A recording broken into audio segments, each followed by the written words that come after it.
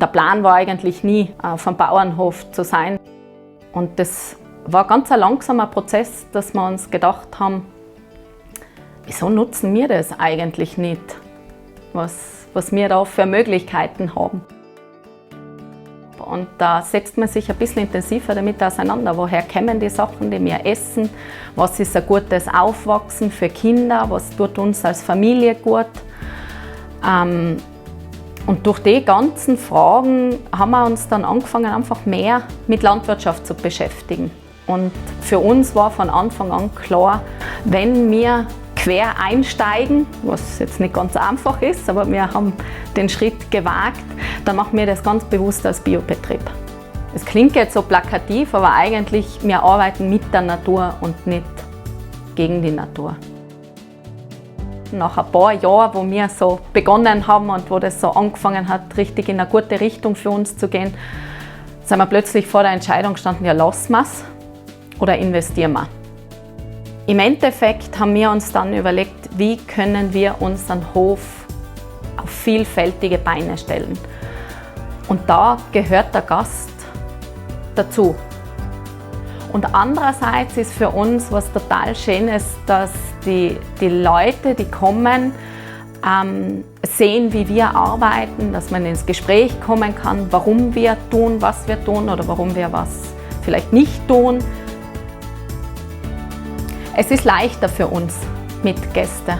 Also wir haben einfach Kosten, die bezahlt werden müssen und es spielen uns die Gäste frei, unsere Art Bauer zu sein, viel freier zu leben.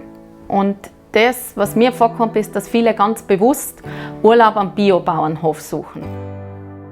Aber es ist gleichzeitig so wie ein gratis Fitnesscenter dazu. Das ist schon. Gäste helfen nicht ungern, aber die sind da sehr begeistert, also mit dem Rechen zu arbeiten. Oder das merkt man richtig, dass auch die körperliche Arbeit richtig gut tut und nicht irgendwo drinnen, wo man keine Luft kriegt, sondern inmitten der Natur. So das, was ich mir wünschen würde als Konsumentin, aber auch als Bäuerin, ist, dass Leute wirklich sich überlegen, welchen Wert Lebensmittel haben. Das ist sie, das geht in das Innere meines Körpers. Also das ist nicht egal, was ich zu mir nehme. Und wenn ich das wirklich ernst nehme, dann glaube ich, kommt die Frage ganz automatisch, woher kommen die Lebensmittel und wer steht da dahinter? Und bei biologischen Lebensmitteln ist einfach der Faktor, da ist Kontrolle dahinter.